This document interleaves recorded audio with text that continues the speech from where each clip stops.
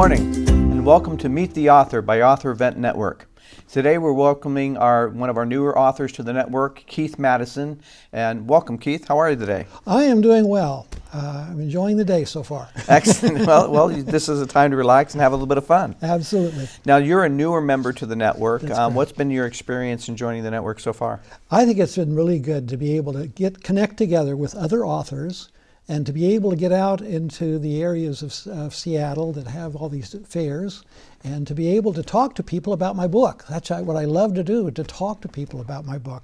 Even if I don't sell the book to them, I love to be able to talk to them about it. That's right. You know, we spend so much time as authors just sitting behind a screen that actually engage with real people actually can be very refreshing.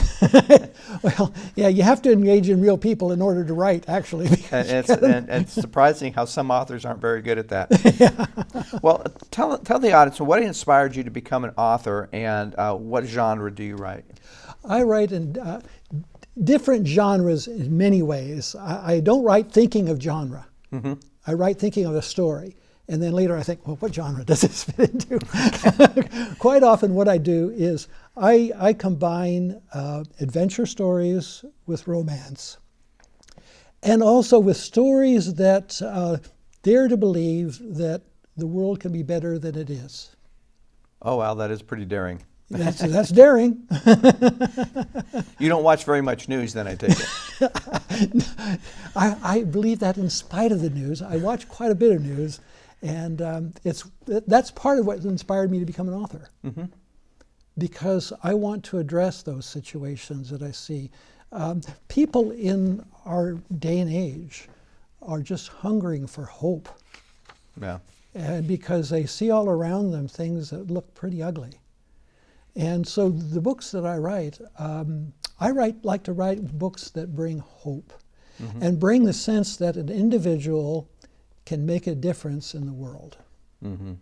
And that's I think a part of hope. Yeah, that's very inspiring, and I love that optimism. Yeah. So what do you enjoy most about being an author then?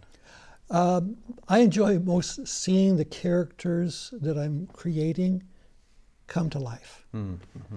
You know, I start with an idea about how to write the book, or about a story, and then I think about, well, what characters are going to be a part of this story. Mm-hmm. And then I kind of give them general characteristics. But coming to life, having the character come to life, is having the character take on their own identity. And sometimes the things I thought this character was going to do, that character almost stands up and says, no, I ain't doing that. That's not me. And so I've got to be able to write that character and do what they would do, have that character do what they would do. And so that's what I mean by the character coming to life. Mm-hmm. I enjoy seeing a character that I've helped to create come to life and become real. Mm-hmm. And then the whole book becomes my baby. Okay. Now, what does that real mean to you? Real means, it means to be like what I would meet. You're talking about meeting people out mm-hmm. on the streets. Mm-hmm. Those are real people. A person that's not real, a character that's not real, is some that is this, can do everything, never has a doubt about anything, never has a weakness, just can take on the world by themselves type character. Okay. I don't believe that character is real.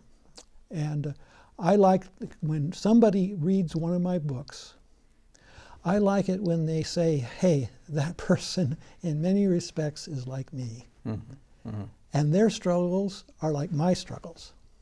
And their victories can be my victories. Okay, interesting. So while you want them to basically have a voice of their own where they're saying, you're not the boss of me, mm-hmm. you want them to actually have their own flaws and their own characters, their own opinions, their own viewpoints. That's right. That's right. And they will. They will have those characters as they become real. They will have their flaws. Interesting. But yeah, go ahead. So, well, how do you deal with characters that might have different viewpoints than you have? I think that it's very important to have them in there. For instance, in my book, The Bridals of Armageddon, mm-hmm. There is a character there who's a right-wing demagogue, mm-hmm. who believes he is God's agent mm-hmm. to start the Battle of Armageddon, because this world, this country particularly, is so corrupt that we just need to end it all and just have God come. And that's what he believes. But I don't write him as a arch villain, totally black character, totally ugly character. I write him as a character who also has some great things that a person can see. Hey, that's not that bad. He loves his grandchildren. He truly believes that he wants the world to be better. Now, he's got this screwed up vision of how to do it, but he really believes he wants the world to be better. And, you know, he's full of knowledge of things. He's a former professor at a university. So that's what I mean by writing him as real. I don't write him as just this villainous thing that everybody loves to hate. I write him as somebody who says, wait a minute, you know, that guy's got some redeeming characteristics. How did he become one who could do these things? That's what I want the reader to struggle with. And again, that's part of making the character real. Excellent, excellent. What was it about your personal feeling or experiences that caused you to either want to become a writer or compelled you to kind of share that in the books?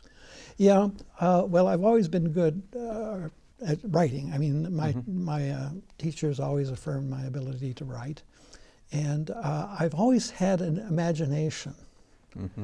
You know, when I was a kid, I'd watch a movie, and in my imagination, I become the character that wins the girl. And I would go to sleep, you know, seeing myself as a character in a movie.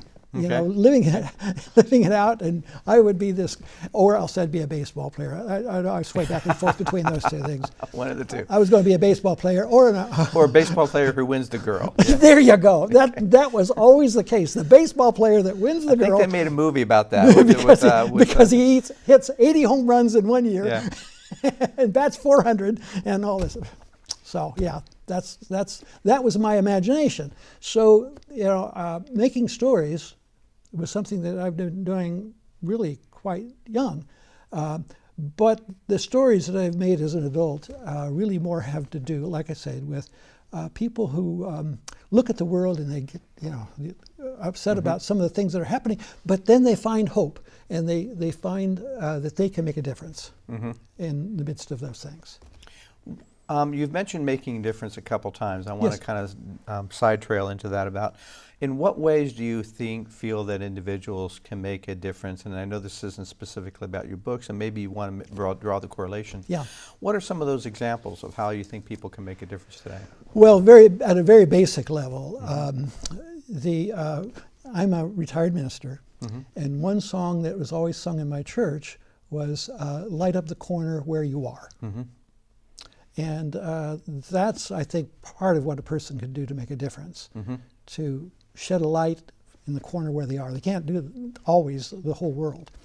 But in these books, they are all about people who want to make a difference. The Sons and Daughters of Toussaint, for instance, is about a young man who is a descendant of Toussaint Louverture, who was the father of the Haitian Revolution. And Toussaint had this vision.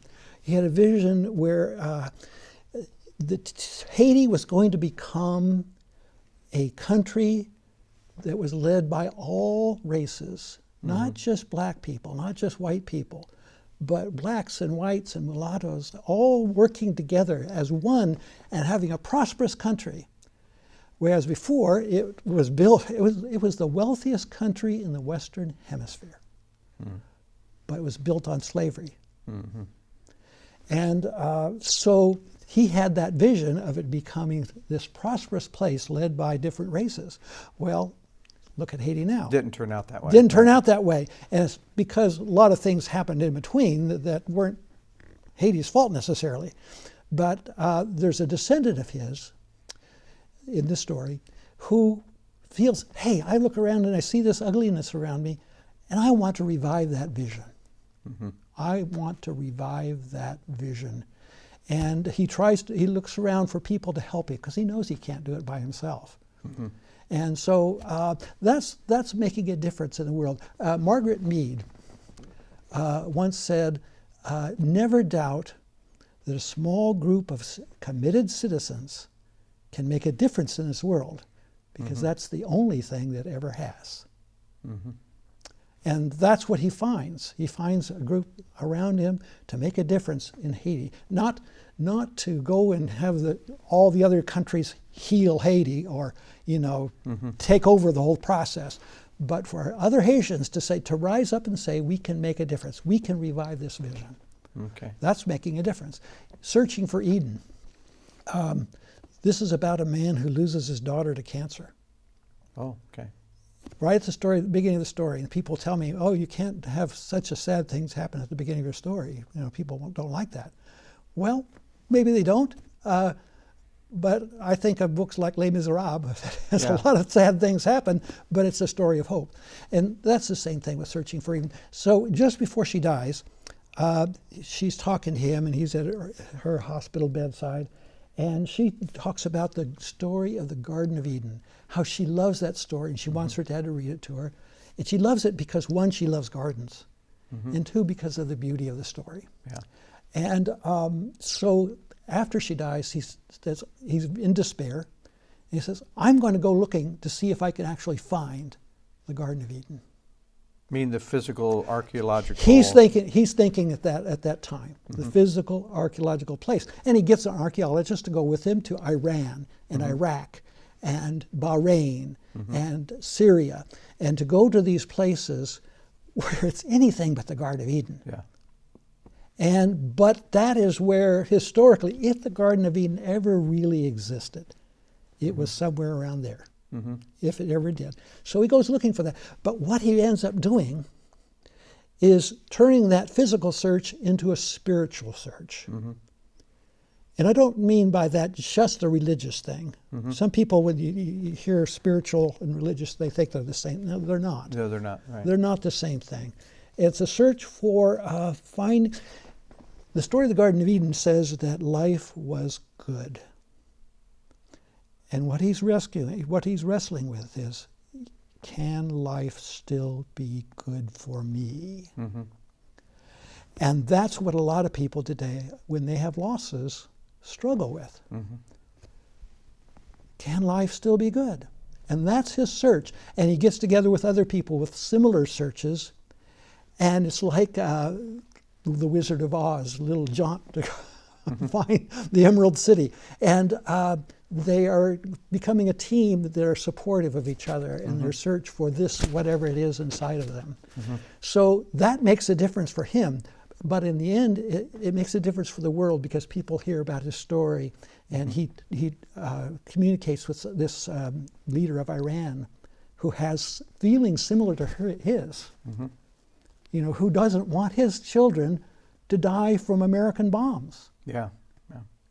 And so they connect, and it's through that connection that things are start to be built in terms of healing between countries. And I know that's idealistic,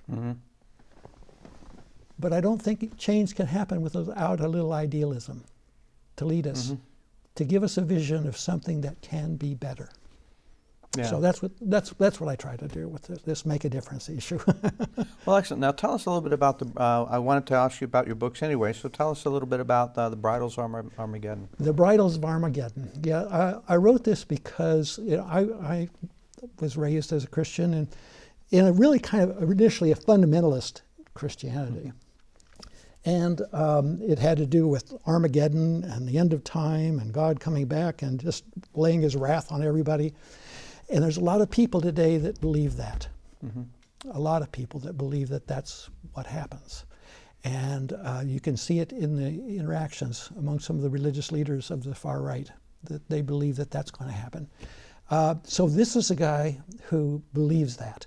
He's a former college professor. He gathers around him a cadre of students and also military leaders who identify with what he's saying. And he gets these people together and decides, we've got to clean this country out. If I start Armageddon, God's going to come in and he's going to help me, and it's all going to be done and cleaned out, and everything bad's going to be destroyed. So that's what he thinks. There's two characters also.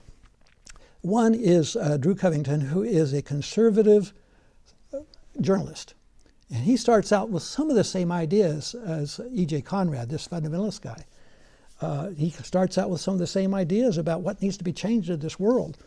And then there's a woman, young woman, Shauna Forrester, who is a very progressive school teacher, believes in the values of America, historical values, and of course they fall in love with each other. And how can that happen? Except when they do that, they learn that they have to start listening to each other and not demonizing the opposition from a political perspective. And it's through that that they start working with each other against E.J. Conrad. So that's kind of what the story becomes. And I just feel like that is how things start, when they start listening to each other. The tagline of this book is, "Together we can find the answers." And I think that that's got to be the direction we go. Some people might say, well, the description of this book doesn't sound very hopeful. Well, it is in one sense. You know, if you look at what the world is coming to right now, do you see a solution? Well, no, and I don't want to get us detoured here, but I definitely want to talk to you more at some point. I think there's certainly a lot of views I have on that topic and where we're leading and how we're not necessarily, none of the major current trend lines, if you look at population, food supply, faith, I mean, if you look at almost every trend line, they're not moving in a good direction. Yeah. So we have to find the good in individuals, in our own space, and realize that humanity has not always been a fun place to be in. And those people who do find hope and who do find spiritual roots do so in spite of those things, not because of their surroundings. And you have to be able to, you have to be able to find it within yourself. Yeah, exactly. And that's a very important part of the process. A lot of the battles that go on in our world are extrapolated from within ourselves. You know, things we've been battling with.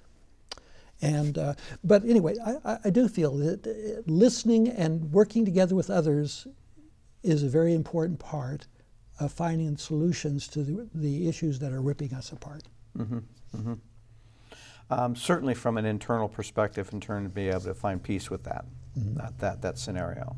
I don't know that we're in a situation where we're actually going to achieve that global unity because of a number of different things, but I think we have to be able to find peace and achieve that unity with our immediate surroundings and relationships. So I think you've actually answered some of my parts of my next question, but I'm going to ask it anyway because I want to see how you dive into it, which is what helps a reader relate or identify with the characters you create, and how do you keep them from being sort of caricatures? Yeah. Again, caricatures are things that are, you have an idea in your head and you make that person be that. So I try to avoid caricatures. But I believe the character, I think as I referred to, becomes real when the readers are able to see in that person themselves their strengths, their weaknesses, their values, and the things that they wrestle with. So as these characters struggle with those things and come to some sort of not total answers, I never try to find the complete answer to everything is right here. But rather they find their questions, start to have some things that help them progress in reaching solutions for those answers, for those questions. And so some people talk about fiction books being untrue and nonfiction books being true. No. Mein Kampf is a call to nonfiction book. Is it true? I don't think so. And so I think a lot of these stories I try to make that they are true in the sense that they bring some true understanding. Yeah. That's what I believe happens with them. And so in that understanding, though, that character transition from struggling with something to coming to an understanding Yeah. is where you really try to bring out that relatableness. Yes. I'm going to ask you one final question. So, I know that I think you've really kind of spoken to this a little bit, but I want to talk to you about what helps the reader relate and identify with the characters you create and keeping them from becoming sort of caricatures. Yeah, I think that they become caricatures when you have a predetermined answer to all the questions of life, and you have that person kind of take on all your answers that are in your head. And they become characters that they can relate to when they see their weaknesses, their things that they struggle with a little bit, the questions that they are asking. And again, it's not as if you're trying to answer every question, because you can't.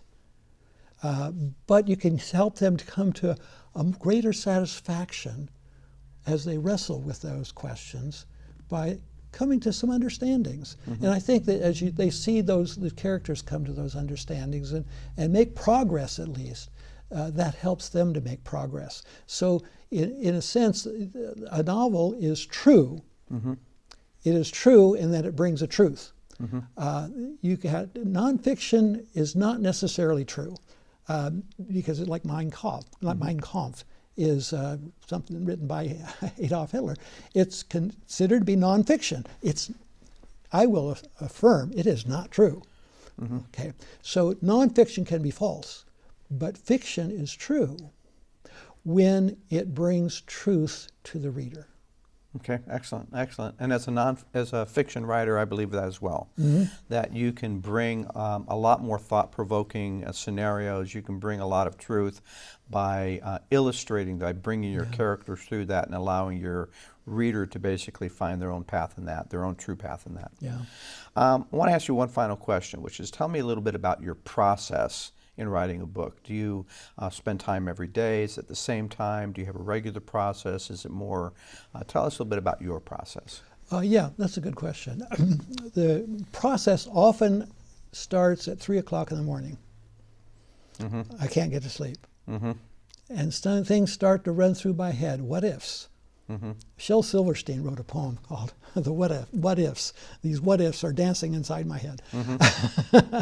So the process often starts there with an idea, and then as I seek to flesh it out with characters, I get this character here and this character there, and then I start to say, well, this is the general area that I'm going to be writing in, and I've got to do a lot of research because I want to make sure the books are true to what is factual about the situation. Right. For instance, in Haiti, I did a lot of study on the history of Haiti, a lot of study on what has been done to an attempt to help Haiti, how Haiti has been hurt over the period of time by the actions of France and the United States, all those things. Yeah. For Searching for Eden, I did a lot of research on archaeology. The archaeology of Eden, the different places, people who believe that it exists, where they think it might be, and the people who don't believe that it exists, what they think in terms of what it means, and why it's been such an important story for humanity. So I've done a lot of research on that, and I get that research together. And as I get that research together and I start putting that together with the characters, I get the book started, and then the characters start to come to life for me. And they start to interact with each other. They become, part of it becoming real is interacting with each other. Yeah. In a sense, I think people who are just like you and me, who never interact with anybody, there's a sense in which they don't become real. Because they're in their corner by themselves. So in the stories, they need to interact with each other, and they become real in the process of my writing, and become real in my head, and they become real, I think, beyond that. And the story becomes my baby. Excellent, excellent. Well, Keith, thank you so much for coming today, and thank you so much for joining the Arthur Bent Network. It's been a pleasure to be with you in the booth and to hear more about your books. And that oftentimes in the booth we're also busy doing our own work that we don't really get a chance to interact. So this has been a joy and a pleasure, and thank you very much for coming. Wonderful time. Thank you guys so much for Thank you for joining us on Meet the Author. I'm Guy Morris, and have a great day.